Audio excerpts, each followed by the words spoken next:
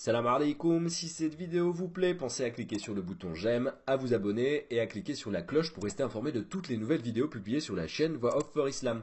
On se retrouve tout de suite, Inch'Allah, barakallahu fikum.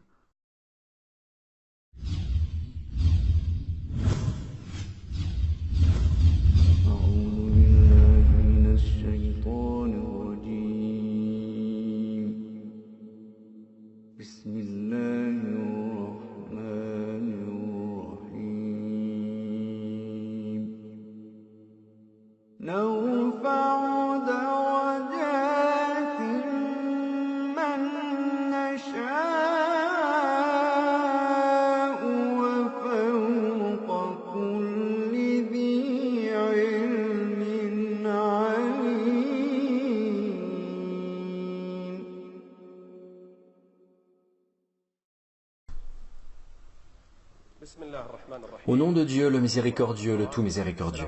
Chers frères et sœurs, que la paix de Dieu, sa miséricorde et ses bénédictions soient avec vous, et soyez les bienvenus dans un nouvel épisode de l'émission « Les histoires des prophètes ». Nous nous souvenons tous de l'épisode précédent lorsque nous avons parlé du prophète Yusuf, alayhi salam, et comment ses frères l'ont emmené avec eux pour le jeter dans le puits. Et ensuite, grâce à Allah, il a été sorti du puits et vendu sur les marchés.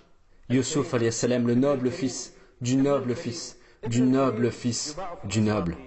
Il a été vendu sur les marchés pour quelques dirhams comptés. On l'a emmené dans le palais de l'officier du roi, El-Aziz en arabe.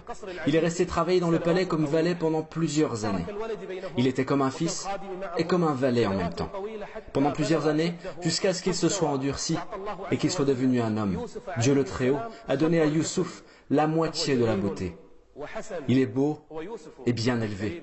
C'est Yusuf, le noble fils du noble fils du noble fils du noble. Et quand il a grandi mentalement, mais aussi physiquement, la femme de l'officier du roi a commencé à désirer Yusuf, alayhi salam.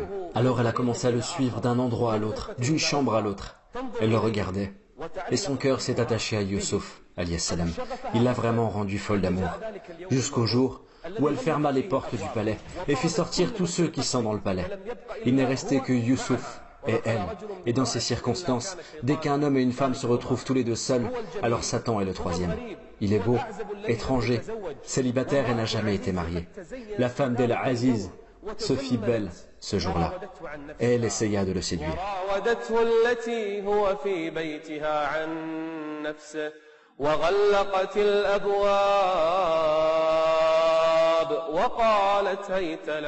Yusuf, alayhi salam, alors qu'il est jeune, beau et fort, et cette femme qui s'est fait belle et qui s'est parfumée, lui dit « Viens, fais ce que tu veux de moi, ô Yusuf. » Et qui va empêcher Yusuf, alayhi salam, de commettre cette turpitude?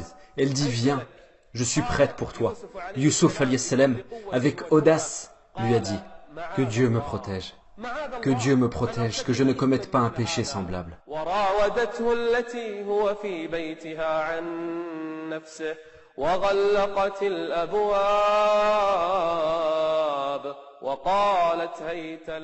Quelle épreuve Yusuf alayhi salam a connue. Il y a quoi de pire que cette épreuve pour un jeune étranger, pour un jeune célibataire, une femme qui l'appelle à commettre une turpitude, mais il lui a répondu avec audace.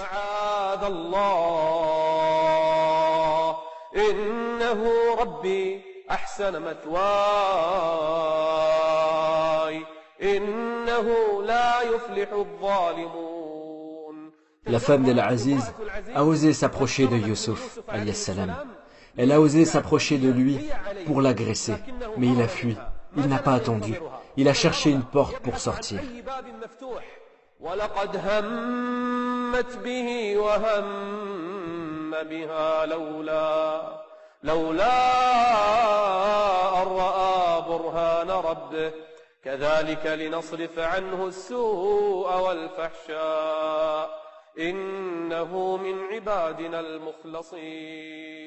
Yusuf alayhi salam a couru pour chercher une porte encore ouverte. Elle a essayé de l'attraper par sa tunique, mais elle l'a déchirée. Et Yusuf alayhi salam s'est précipité vers une porte pour l'ouvrir. Et quand il l'a ouvert, il a trouvé l'époux qui s'apprêtait à entrer. واستبق الباب وقدت قميصه من دبر وألف يا سيدها لدى الباب. Mais regardez la ruse de cette femme. قالت ما جزاء من أراد بأهلك سوءا إلا أن يسجن أو عذاب أليم. C'est elle qui a essayé de le séduire, et la voilà maintenant en train de l'accuser. Quelle épreuve connaît Youssouf, alayhi salam. Subhanallah walhamdulillah wa la ilaha illallah. Subhanallah walhamdulillah wa la ilaha illallah. Quel malheur touche Youssouf, alayhi salam. Il est dans le palais de l'officier du roi, El-Aziz, et cet homme est entré, et il a surpris sa femme avec Youssouf. Et la catastrophe, c'est que Youssouf est dévêtu de sa tunique et qu'il est dans la chambre de cette femme. Cette femme qui pleurait et criait en disant à son mari « Mets-le en prison ou pigne-le douloureusement, car il a voulu m'agresser. » Et qu'est-ce que va répondre Youssouf? Youssouf les a regardés et a dit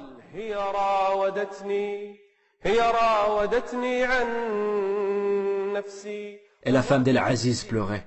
Et bien sûr, l'époux croira plus facilement sa femme plutôt que Youssouf. Elle qui disait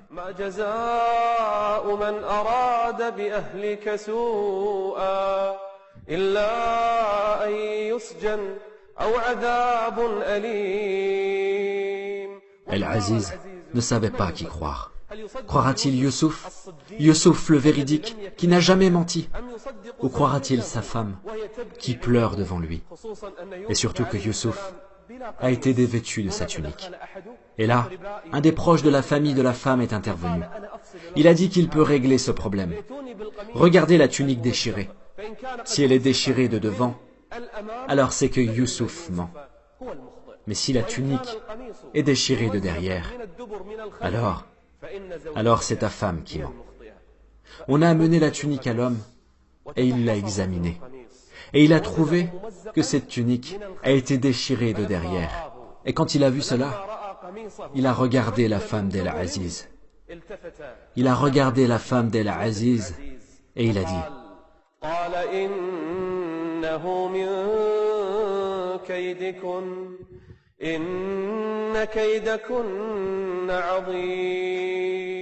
Et à ce moment-là, El-Aziz a compris que sa femme était la fautive et que c'est elle qui a voulu du mal à Youssouf alayhi salam.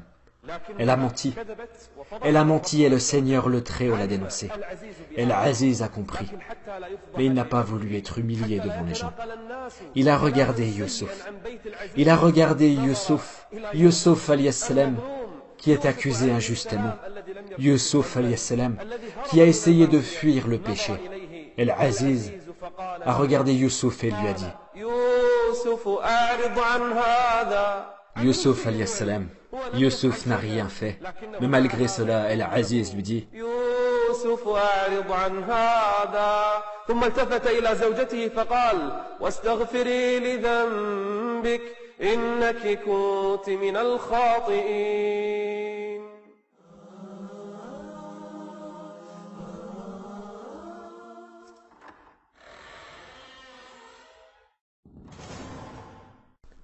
Youssouf alayhi salam a appris que des femmes ont commencé à ruser contre lui. Et il a eu le choix. Il a eu le choix entre la prison ou commettre ce qui mettrait Dieu en colère contre lui. Et dans ces moments, Youssouf alayhi salam leva ses mains au ciel et dit Il préfère la prison. Il préfère la prison plutôt que de commettre un péché.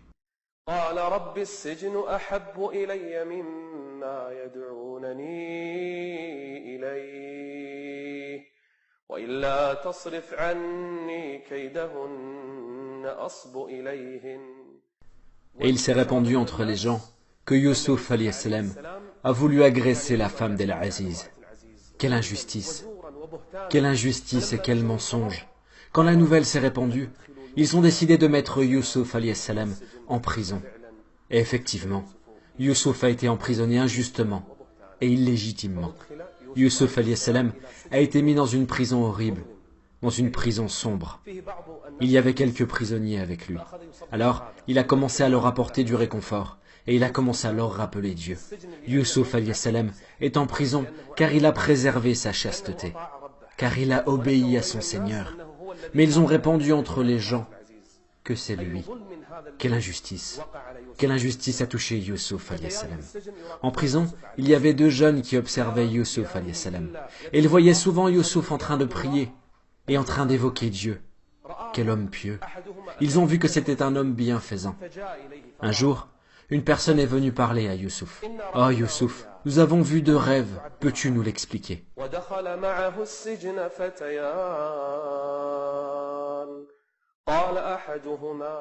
Regardez le rêve du premier et celui du second. Ils étaient en prison avec Yusuf alayhi salam. Écoutez. قال أحدهما إني أراني أعصر خمرا وقال الآخر إني أراني أحمل فوق رأسي خبزا تأكل الطير منه نبئنا بتأويله إنا نراك من المحسنين. Nous voyons sur ton visage que tu es un bienfaisant. Tu es un homme dont le cœur est pur. Tu ne fais qu'évoquer. Tu ne fais qu'évoquer Dieu le Très-Haut. Interprète pour nous ces rêves. Avant de leur interpréter leurs rêves, Yusuf alayhi salam a commencé à leur rappeler Dieu le Très-Haut. Il dit « Je vous avertirai grâce à Dieu de l'arrivée de la nourriture qui vous est attribuée avant qu'elle ne vous arrive. Certes, j'ai abandonné la religion d'un peuple qui ne croit pas en Allah et qui nie la vie future. Mes ancêtres sont Ibrahim, Ishaq et Yaqub, des prophètes, et moi aussi je suis un prophète comme eux. Oh mes deux compagnons de prison, regardez de quelle façon Yusuf alayhi salam appelle les gens à Dieu, même s'il est en prison. Quel personnage et quelle patience. Il est resté en prison injustement pendant des années, mais il appelait à Dieu le Très-Haut.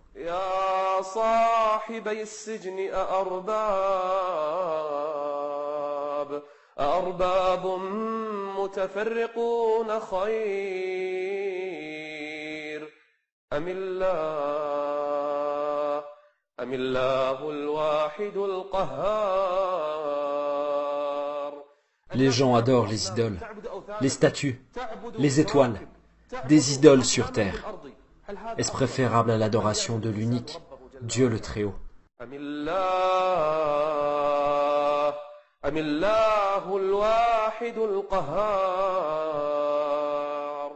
Après les avoir rappelés à Dieu le Très-Haut et leur avoir appris le monothéisme et la foi en Dieu, maintenant, il va leur interpréter leurs rêves.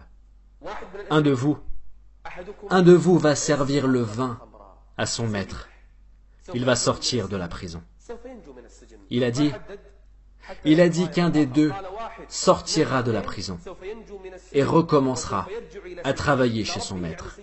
Et il lui servira le vin de nouveau. Et le deuxième, il sera tué et crucifié. Puis les oiseaux viendront manger de sa tête. Et voilà l'interprétation de ce que vous me demandiez. Et il n'a pas précisé lequel des deux.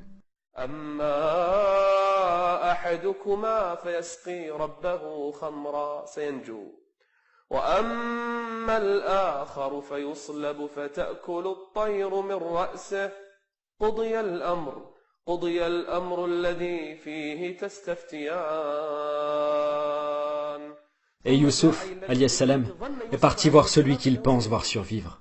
Et il n'a pas affirmé, car seul Dieu est connaisseur. C'est de l'imprévisible. Et il dit à celui dont il pense qu'il sera délivré, « Oh Fulan, quand tu sortiras de la prison, parle de moi auprès de ton maître. Peut-être qu'il fera quelque chose à mon sujet et que je sortirai de la prison. » Yusuf alayhi salam n'a pas été lassé de sa situation, mais il a voulu transmettre le message de Dieu le Très-Haut.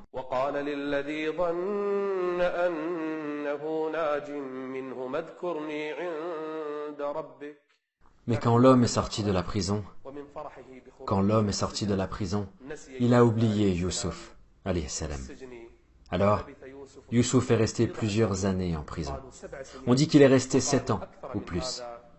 Yusuf alayhi salam est en prison pour une chose qu'il n'a pas faite. Subhanallah walhamdulillah wa la ilaha illallah.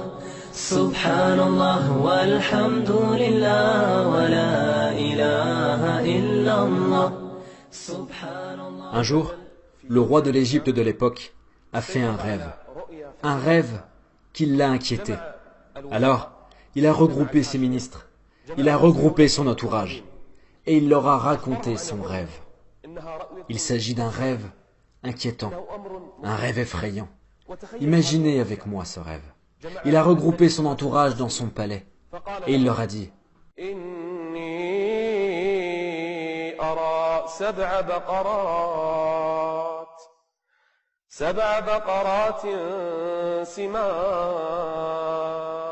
imaginez, c'est vraiment une vision effrayante. 7 vaches grasses et 7 maigres. Les 7 vaches maigres mangent les 7 vaches grasses. Les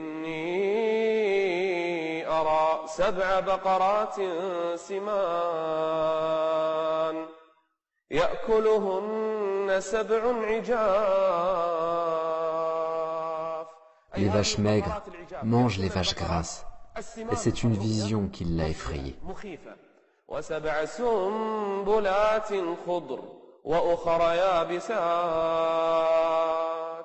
Les gens autour du roi commencèrent à se poser des questions à propos de la vision, mais personne n'a pu l'interpréter.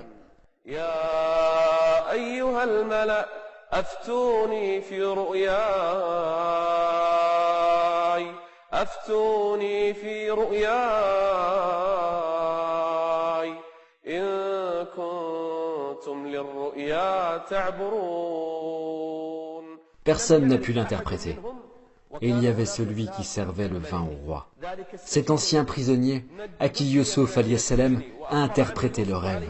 Cet ancien prisonnier qui servait le vin au roi. Les gens autour n'ont pas su interpréter cette vision.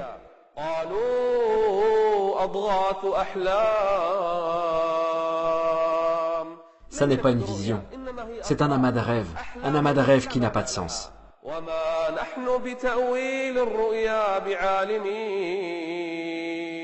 Si vous ne savez pas, alors pourquoi vous prétendez que c'est un amas de rêves?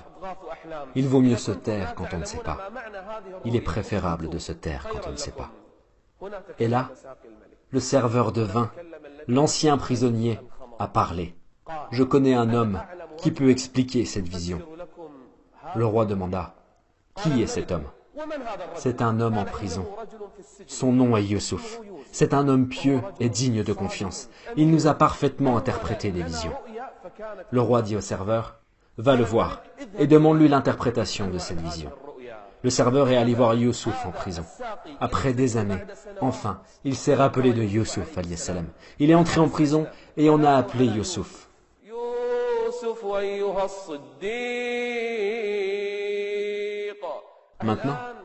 Maintenant, il est devenu véridique, alors qu'ils l'ont emprisonné. Ils l'ont emprisonné injustement pendant de longues années.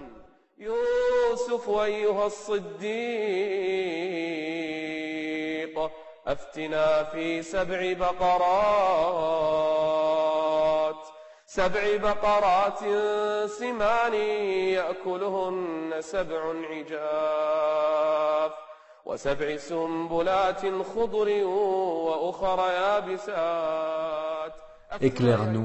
Éclaire-nous, ô Yusuf. 7 vaches grasses que mangent 7 très maigres, et 7 épis verts, et autant d'autres secs.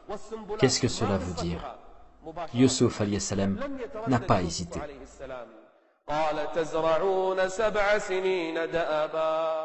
Vous allez connaître 7 bonnes années en agriculture. Tout ce que vous allez moissonner, laissez-le en épis. Et n'en consommez que le nécessaire. N'en consommez que le nécessaire, car ensuite, vous allez connaître 7 années de sécheresse. 7 années de sécheresse où vous n'allez rien semer. Et c'est à ce moment-là que les stocks vous serviront.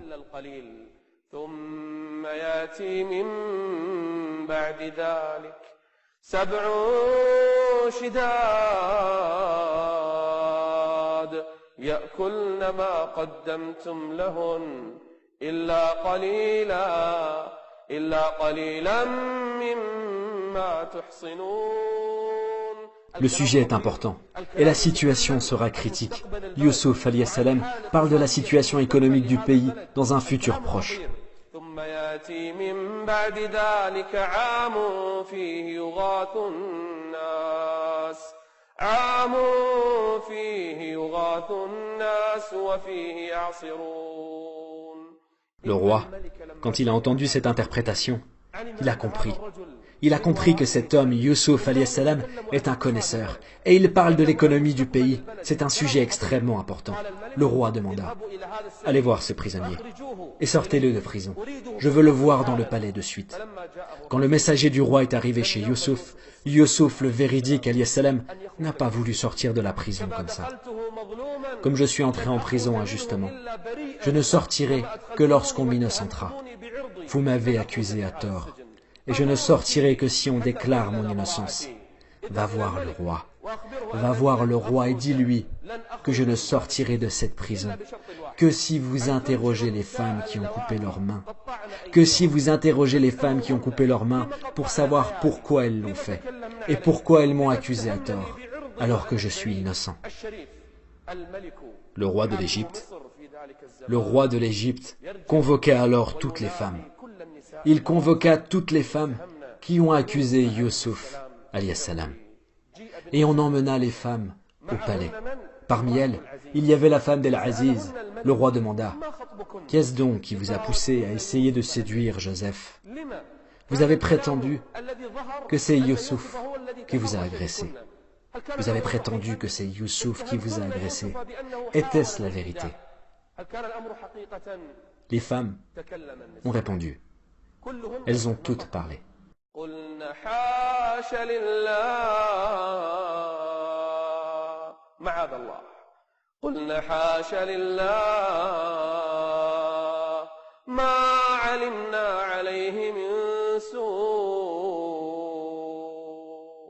La femme d'El-Aziz se mit à parler quand le roi lui demanda.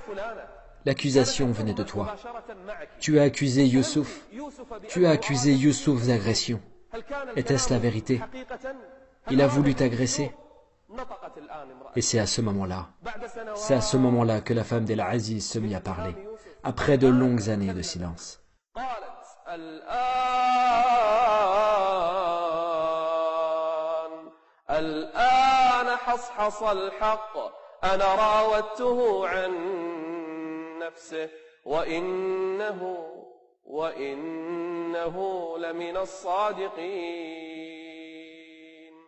Oui, il était véridique. Il n'a pas menti. Il n'a pas essayé de m'agresser. C'était moi la fautive.